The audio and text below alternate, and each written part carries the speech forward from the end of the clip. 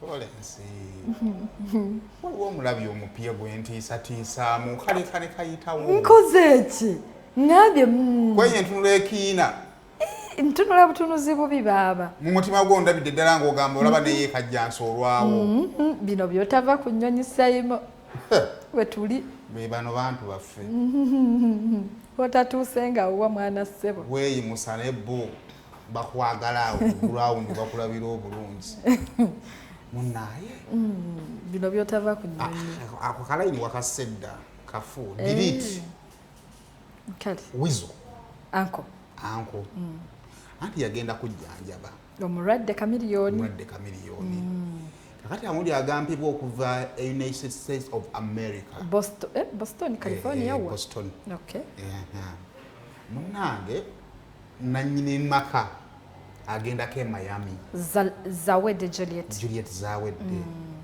kati bwagenda e Miami aleka Weasle of course n'abaana b'ewaka kati mbu wiiki nga anko kamiliyoni yalazeewa agenze naye Miami kyekano yali atambuddemu komba friends okay kakati Weasle mbu afunayo ndooza ne kukeeya eyo mu bubalabala bwa bannayuganda ayimbayimbayo era n'afunayokko ne kasente kati ndooza aba akomawo n'agamba ne waki temumperekerako bakyaliibe ewaka era bw'atyo n'akomawo newa ewaka osobola kumba ku footage oyo kakati era we bakulaga nti Weasle aleeta bakyaliibe batandika n'okuzannya pool table ennyumba y'omukyala yagiwa yalinga oyinza olowooza tuli mu big brother house kakati omukyala oyo bw'aba ali gyali aba asobola okukontrolinga ebigenda mu maaso ewaka ku ssimu ye kakati mu kuzannya pool table ne kasawundi ka music kakola ki keeyongera ebyokunywa ebyebbeeyi babijjeeyo bijjibwayo oba ntegeera bulungi emikwano nno gyali giwerako era kigambibwa mbu bwe katali girya yalikoze eki ankubizo era jidde ddala ng'anywedde kakati munnange music bwasukka abaana bakubira maama e Miami bamugamba mami eno kyakutte dda kati maama asinziira e Miami omulabye ankubizo era nobbako n'oluyimba lwa kolaba akawungeeza ako kakati omukyala asinziira e Miami agamba saagala kawawa yenna mu nnyumba yange in my house jukira Weasle bano yabaleese abagambye byonna mbimala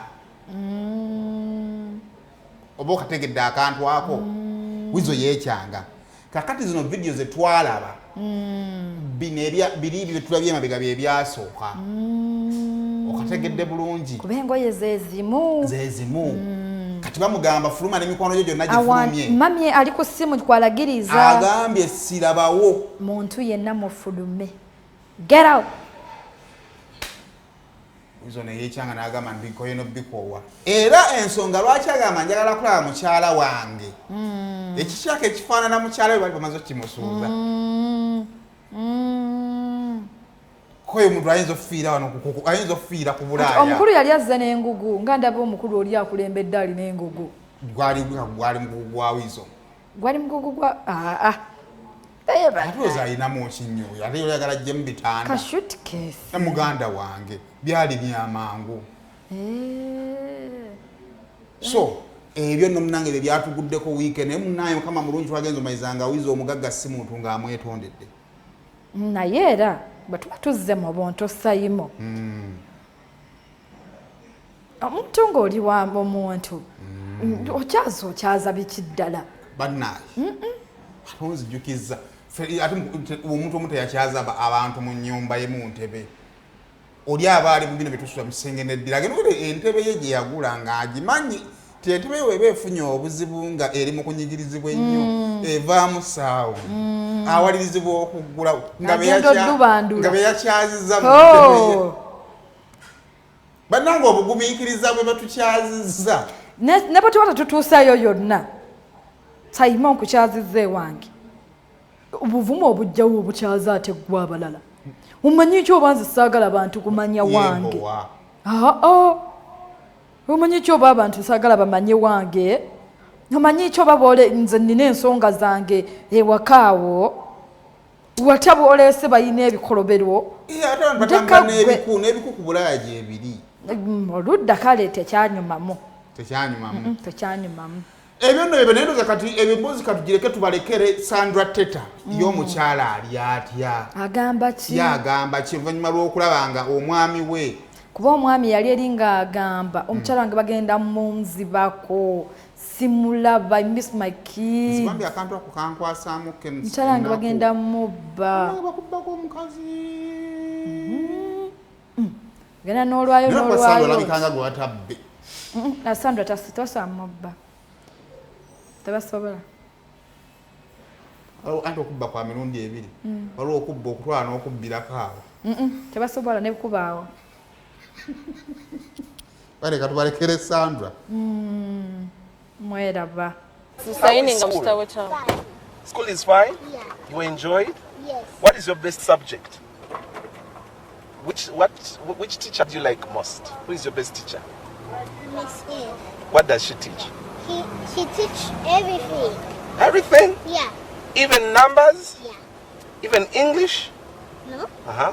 He just does like sounds and numbers. Sounds and numbers. So you know all the sounds from A to Z. You tell me some sounds.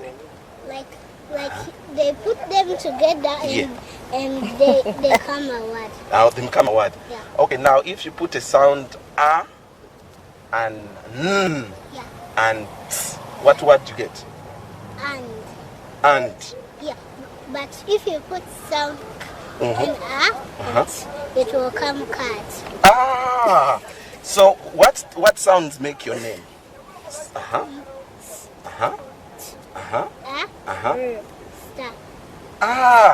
And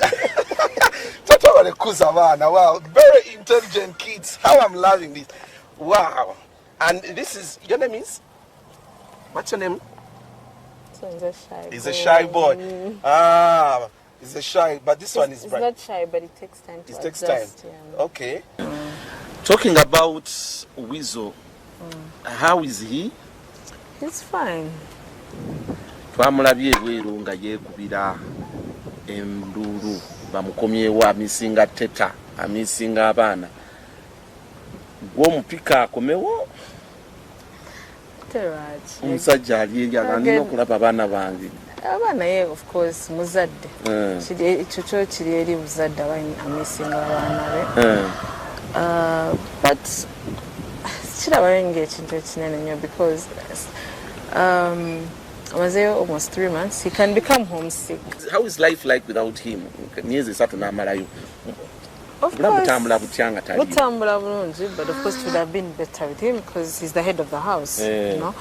But ate obulwadde tebugamba muntu ate n'oli yali yeetaaga kubeera na somebody from the family to be next to him. So there are some circumstances Sifa was taken. But do you make decisions? Olina lwokola decision oba gwe ekibawo olina lwokola decision nga nedda mwami wange katagenda kibi naye omwami wange kasigaleko.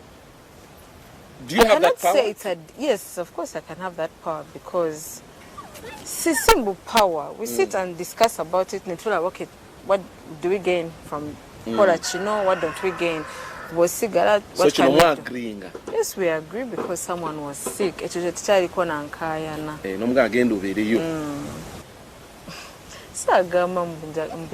But I pray. What I do is pray that the brother gets well soon or my brother-in-law gets well soon, then they can come back. What came to your mind? Of course, that came to my mind. He's homesick. He misses his family. He misses being home, you know. So. Do you call him Nomgama? Daddy, I teach him Okoze Church now. I cannot be on the side of people who judge him. You have to understand him. At least also take it. It's church to self to when in bed. You understand it. So, but see, it's homesick. Stay one in bed, but he's just homesick. bweri akagenda abaana bali bamubuuza when are you coming back, when are you coming back, as ng'obwongo bw'abaana 3 months obalaba ng'omwaka, so batukesera ne babyesonyiwa n'omubuuza nga balaba aluddewo katubiveeko, so those things kind of break him. Abalaba nga abaana bamwerabira, but which is not true, but of course bw'obeera eri obeera n'ezo hesitation. No, me, I just think he just needs more love, more being more appreciated than being judged. Kwanga tewali kintu kye batukako nga radio yeka, batukako nga radio and Weasle.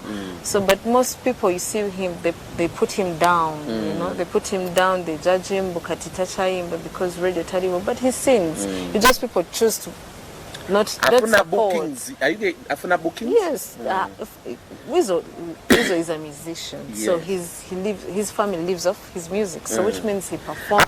As a person, Weasle is quiet. He's a very